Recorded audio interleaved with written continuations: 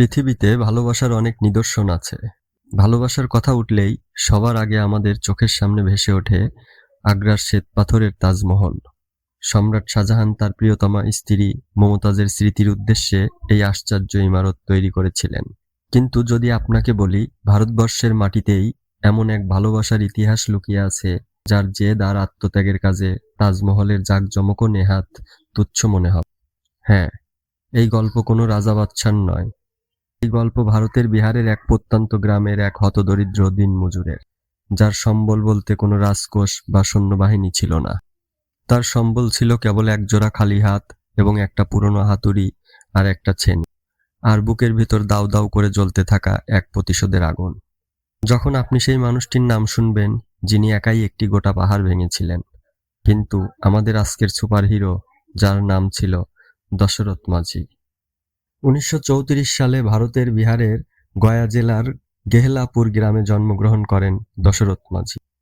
প্রকৃতির নিষ্ঠুরতা তার কাছ থেকে তার জীবনের সবচেয়ে দামি মানুষটাকে কেড়ে নিয়েছিল। 1960 সালের দিকে দশরথ নিত্যদিনের মতো সেই পাহাড়ের পাশেই কাঠ কাটছিল, আর তার স্ত্রী তার জন্য খাবার আর পানি নিয়ে গর্ভবতী অবস্থাতেই সেই পাথরের পাহাড়ের অমসৃণ উঁচু পথ দিয়েই তার স্বামীর জন্য প্রতিদিনের মতোই এগুলো নিয়ে যাচ্ছিল। সংকীর্ণ সেই পথে পানি ভর্তি কলস মাথায় নিয়ে যাওয়া মোটেও সহজ ছিল না। আর তাই তো ততদিন পর্যন্ত গ্রামটিতে অসংখ্য মানুষ সেই পাহাড়ের সংকীর্ণ রাস্তা পাড়ি দিতে গিয়ে প্রাণ হারিয়েছে বা আহত হয়েছে। আর সেই সকল মানুষদের মতোই হঠাৎ করে দশরথ মাঝির স্ত্রীও পা পিছলে পাহাড়ের খাদে পড়ে যায়। এতক্ষণে অবশ্যই বুঝে গিয়েছেন সেই জায়গাটিতে অ্যাম্বুলেন্স আসতে পারাটা কতটা অসম্ভব। দশরথ এতক্ষণে খুব চিন্তায় পড়ে যায়, কারণ ততক্ষণে তার স্ত্রী চলে আসার কথা খাবার নিয়ে, কিন্তু সে আজ এখনো আসেনি। হঠাৎ এক গ্রামবাসী এসে তাকে খবর দেয় তার স্ত্রী আহত অবস্থায় পাহাড়ের খাদে পড়ে থাকতে দেখা যায়। দশরথ ছুটে এসে তার এক বন্ধুকে সাথে নিয়ে পার্শ্ববর্তী একটি হাসপাতালে ছুটে যায়। তবে তার স্ত্রী ডাক্তারের শেষ চেষ্টা করার আগেই গর্ভবতী অবস্থায় মৃত্যুবরণ করে। সে ভাগ্যের দোহাই দিয়ে চোখের জল ফেলেনি। সে সোজা যুদ্ধ ঘোষণা করেছিল এক বিশাল দাম্ভিক আর পাথরের পাহাড়ের বিরুদ্ধে। টানা 22 বছর রোদ বৃষ্টি, হাড় কাঁপানো শীত আর পেটের তীব্র ক্ষুধার সঙ্গে লড়াই করে একা একটা মানুষ একটা আস্ত পাহাড়কে কেটে টুকরো টুকরো করে দিয়ে তার বুক চিরে রাস্তা বের করে এনেছিল। গ্রামের লোক তাকে পাগল বলেছিল, কিন্তু কোনো বাধাই তার এই হাতুড়ির আঘাতকে থামাতে পারেনি। দশরথ মাঝি ভাবতে থাকে, সে যদি পাহাড়ের সবচেয়ে নিচু জায়গাটি কেটে দুভাগ করতে পারে, তাহলে পার্শ্ববর্তী শহরে যাতায়াত করার জন্য তার গ্রামবাসীকে আর 40 মাইল পথ পাড়ি দিতে হবে না, কারণ সে এই 40 মাইল পথ পাড়ি দিতে গিয়েই তার স্ত্রীকে হারিয়েছে। পাহাড় ভাঙার জন্য তো যন্ত্রপাতি চাই। একজন মুসাহার সম্প্রদায়ের ভূমিহীন দিনমজুর, যার দুবেলা ঠিক মতো খাবারই জোটে না, সে কোথা থেকে পাবে আধুনিক যন্ত্রপাতি, হাতুড়ি আর ছেনি? এখানে দশরথ মাঝি এমন একটা কাজ করলো যা শুনলে আপনার গায়ে কাঁটা দিবে। তার সম্বল বলতে ছিল মাত্র 3টে ছাগল।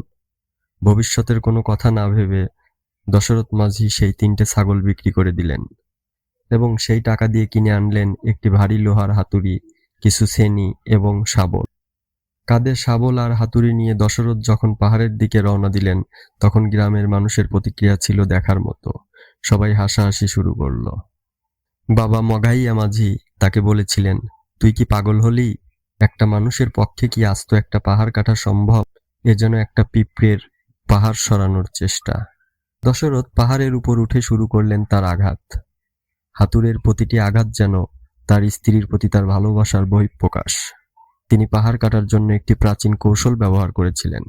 দশরথ পাহাড়ের বড় বড় পাথরের উপর শুকনো কাঠ এবং জঙ্গল জড়ো করে আগুন ধরিয়ে দিতেন। পরে পাথর যখন আগুনে লাল হয়ে উঠত, তখন তিনি তার উপর ঠান্ডা জল ঢেলে দিতেন। তাপমাত্রা পরিবর্তনের ফলে বড় বড় কঠিন পাথরগুলো ফাটল ধরত। তারপর হাতুড়ি আর ছেনি দিয়ে আঘাত করে অনায়াসেই পাথরগুলোকে টুকরো টুকরো করতেন। মানুষদের বাঁচানোর জন্য একটা পাকা রাস্তা, হসপিটাল এবং স্কুল দরকার ছিল, আর এজন্য তিনি এমন এক সিদ্ধান্ত নিলেন যা পুরো ভারতবর্ষকে চমকে দিয়েছিল। 22 বছরের হাড়ভাঙা খাটুনির পর সেই দাম্ভিক পাহাড় অবশেষে হার মানে দশরথের হাতুড়ির কাছে। দশরথ মাঝি একা হাতে পাহাড়ের বুক চিরে 360 ফুট লম্বা, 30 ফুট চওড়া এবং 25 ফুট গভীর একটি রাস্তা তৈরি করে ফেললেন। যে পাহাড় তার প্রিয়তমা স্ত্রীকে কেড়ে নিয়েছিল, সেই পাহাড়ের বুক চিরেই দশরথ মাঝি গোটা গ্রামের জন্য একটা নতুন জীবনের রাস্তা তৈরি করে দিয়েছিলেন। বিশ্বের নানা প্রান্তে ছড়িয়ে থাকা এমন জানা অজানা তথ্য জানতে ফলো অথবা সাবস্ক্রাইব করুন কালচক্রে।